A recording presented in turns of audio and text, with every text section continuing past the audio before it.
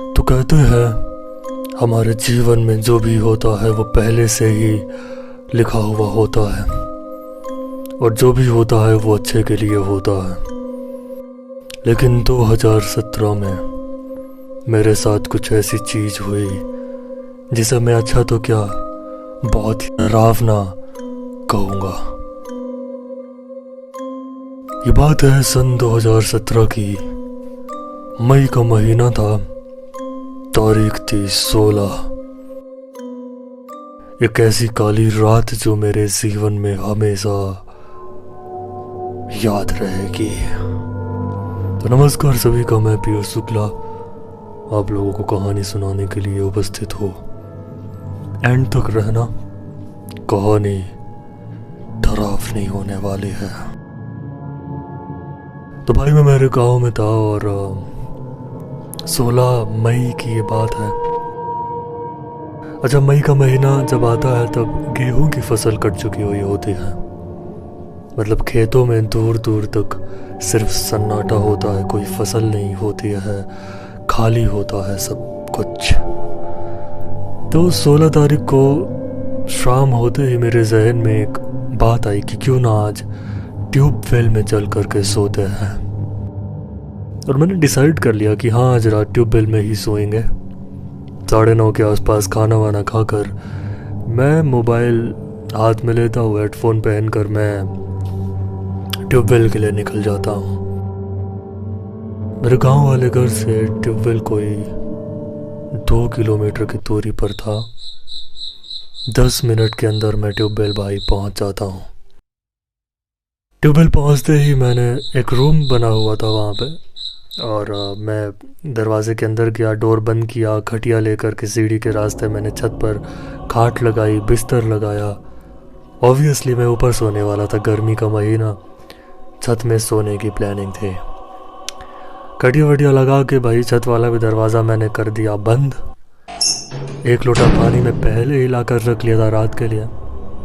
10:30 बजे मैं भाई लेट जाता हूँ और मूवी वूवी देखने में मैं बढ़िया व्यस्त हो गया। अच्छा, जो मेरा ये ट्यूबवेल था, इसके दूर दूर तक कोई दूसरा ट्यूबवेल नहीं था, दूर दूर तक कोई घर नहीं था। गांव से 2 किलोमीटर दूर तो मैं आ ही गया था। कहना ये चाहता हूँ कि 2-3 किलोमीटर की रेंज में सारी रात आज मैं अकेला रहने वाला था।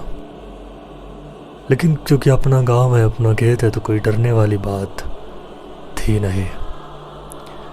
भाई 12 बजते ही रात के मेरा नेटवर्क दिक्कत करने लगा और नेट चलना बंद हो गया। 2 बजे सोने की मुझे आदत, जैसे ही नेट बंद हुआ मैं उठकर बैठ गया। मैं फ़्लाइट मोड में डाल रहा हूँ, मैं मोबाइल रिबूट कर रहा हूँ ताकि नेट चलने लगे, लेकिन नेट चलने का नाम ही नहीं ले रहा था। इवन 1-2 डंडी ही नेटवर्क थी, ठीक है। चांदनी रात थी। अच्छा, ये यूँ तो कहते हैं चांदनी रात काफ़ी खूबसूरत होती है, लेकिन उस रात की चांद की रोशनी मेरे लिए भयानक होने वाली थी। अच्छा, ट्यूबवेल का जो छत है भाई मेरा, ना कोई रेलिंग है ना कोई दीवार है। मतलब खटिया में बैठे हुए मैं दूर दूर तक हर जगह देख पा रहा था, और चांद की रोशनी थी इसलिए काफ़ी चीज़ें दिखाई भी पड़ रही थी मुझे। मेरे गांव वाले घर से ट्यूबवेल आने के लिए एक पगडंडी आती है।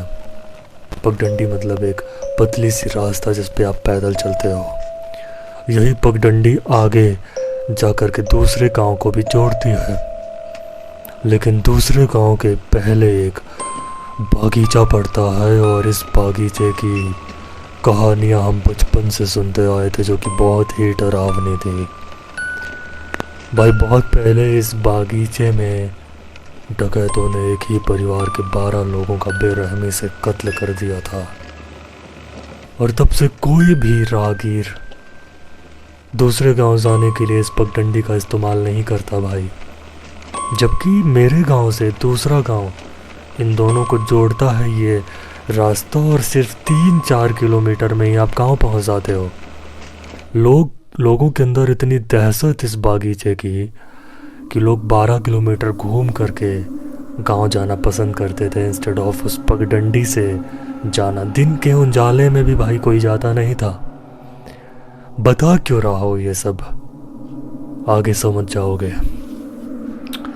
मैं भाई खटिया में बैठा हुआ इधर उधर देख रहा हूँ, नेट चल नहीं रहा है। मैं अफसोस कर रहा हूँ कि यार गलत ही ट्यूबवेल आ गया मैं, साली अब रात कैसे कटेगी।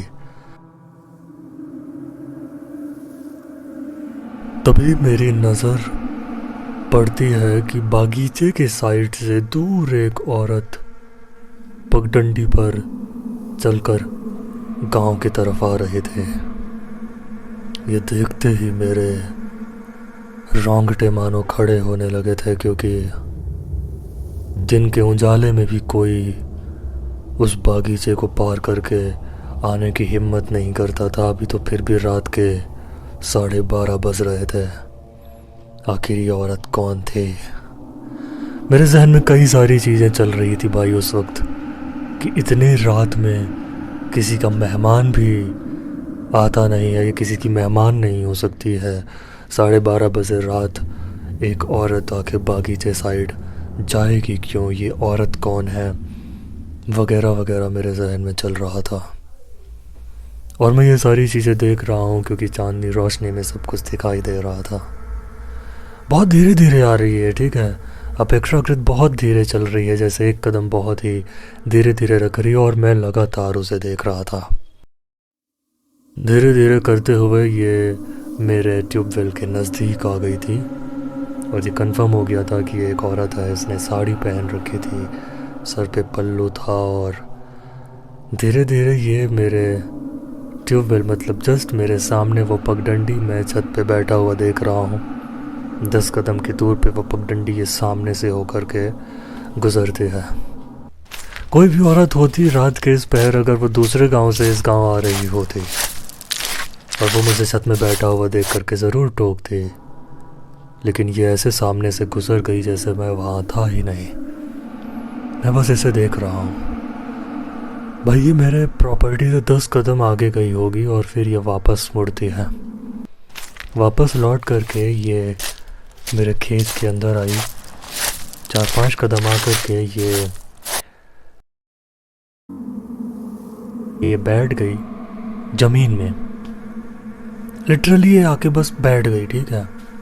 फेस इसने कर रखा था सामने की ओर, और मैं बस देख रहा हूँ। मेरी हिम्मत नहीं हो रही थी कि मैं कुछ भी बोलूँ कि कौन हो, क्यों यहाँ पे बैठी हो।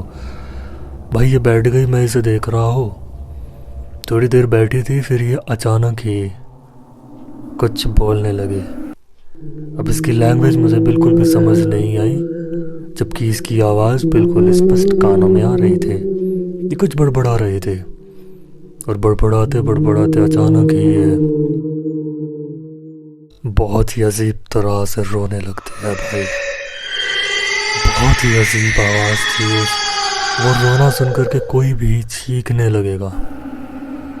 और ये बस रोने लगी और उठ करके ये भागने लगी भाई, और बहुत स्पीड में भाग करके ये गांव की तरफ भाग गई। और इतनी तेज़ी से ये भागी जैसे आंधी हो भाई, उठी है और बस भाग करके गांव की तरफ भागते हुए चली गई। मैं छत पर बैठा हुआ ये सारी चीज़ें निहार रहा था। मुझे तो कुछ समझ ही नहीं आया कि आखिर ये हो क्या रहा है। एक गहरी सांस मैंने ली और देख रहा हूँ कि ये गांव की तरफ चली गई है। चलो मेरी इस बला से जान छूटी, मैं ये दिमाग में सोच रहा था। खटिया के नीचे रखा हुआ लोटे का पानी उठा करके मैं 2 घूंट पीता हूँ, और लेटने के लिए जैसे ही मैं पीछे की तरफ मतलब चारपाई में मैं लेटा, और मैंने जब बगल में देखा, गेस करो मैंने बगल में क्या देखा। भाई जैसे ही खटिया में लेट करके मैं बगल में देख रहा हूँ, तो ये औरत जो भी भाग कर गाँव तरफ गई थी, ये मेरे छत में बैठी हुई है। ये मेरे छत में बैठी हुई है, जबकि मैंने इसे अभी भाग करके गांव की तरफ जाते हुए देखा। 12 फीट की ऊंचाई पर मेरा छत, दरवाज़ा भाई मैंने बंद किया था, सीढ़ी वाला दरवाज़ा बंद है। आखिर ये छत पर कहाँ से आ गई, कैसे आ गई? इसे देखते ही जैसे ही मैंने देखा कि ये यहाँ पे एक औरत बैठी हुई है, इसके सर पे पल्लू था और इसका फेस दिख ही नहीं रहा था, ब्लैक था, या तो मैं यूँ कहूँ कि चेहरा था ही नहीं। इसे देखते ही अचानक मेरे मुंह से कुछ निकलता है, डर के मारे मैं कुछ बोलता हूँ लेकिन आवाज़ निकलती ही नहीं है। और मैं धीरे धीरे पीछे हो रहा था और मेरा पैर फिसला और मैं छत से नीचे गिर गया। ये सारी चीज़ें सेकंड्स में हुई। अगली सुबह जब मेरी नींद खुली या फिर मेरी आँख खुली तो मैं मेरे घर पर था। सब लोग मुझे घेरे हुए, उन्होंने मुझसे पूछा आखिर तुम नीचे कैसे गिर गए, और होश में आते ही मैं बोल रहा हूँ वो औरत कहाँ गई, वो औरत आखिर कौन थे। सभी लोग मुझे देख रहे, उन्होंने पूछा कौन औरत। मैंने कहा कल रात एक औरत बागीचे साइड से हमारे ट्यूबवेल आई, फिर वो आकर के बैठ गई, फिर वो रोने लगी और फिर वो गांव की तरफ कहीं भाग गई, और 2 पल बाद वो मेरे छत पर बैठी हुई थी, जिससे डर करके मैं नीचे गिर गया। घर वाले मेरी बात ऐसे सुन रहे थे जैसे कोई पागल अपनी कहानियां बता रहा हो। उन्हें मुझ पर यकीन ही नहीं था। उन्होंने बोला कि तुम छत से नीचे गिरे हो और बेहोश हो गए हो। मैंने कहा हाँ, मैं उससे डर कर गिरा। उन्होंने कहा नहीं, तुम्हारी चारपाई छत के किनारे पे लगी हुई थी, रात में करवट लेते हुए तुम गिरे हुए हो गए। मुझे तो बिल्कुल याद था, चारपाई मैंने बीच में रखी थी। उन्होंने कहा तुमने कोई डरावना ख्वाब देखा है, लेकिन ये तो मुझे और मेरी आत्मा को ही पता है कि बीती रात जो भी चीज़ें हुई वो कोई ख्वाब नहीं था, वो मैंने जागती हुई आंखों से देखी थी। कभी किसी ने मेरा यकीन नहीं किया भाई। आज कई साल बीत चुके हैं, लेकिन कुछ सवालों के जवाब आज भी मुझे नहीं मिले। आखिर वो औरत कौन थे? क्या सच में वो कोई औरत थी या वो कोई बला थी? वो आकर मेरे ट्यूबवेल में क्यों बैठी? वो क्या बोल रही थी? अचानक से वो इतनी बुरी तरह से रोने क्यों लगी? और फिर वो भाग कर गाँव कैसे चली गई? और गांव तरफ अगर वो भाग गई थी तो 2 पल बाद वो मेरे छत पे कहाँ से आके बैठी हुई मुझे नज़र आती है। कोई जवाब नहीं है। ये एक डरावना ख्वाब ही तो था जो मैंने खुली आंखों से देखा था। ये थी आज की कहानी। मिलते हैं अगले एपिसोड में, तब तक ख्याल रखो। चैनल में पहली बार आए हो सब्सक्राइब करो यार। मिलते हैं अगली वीडियो में। जागते रहो। बाय।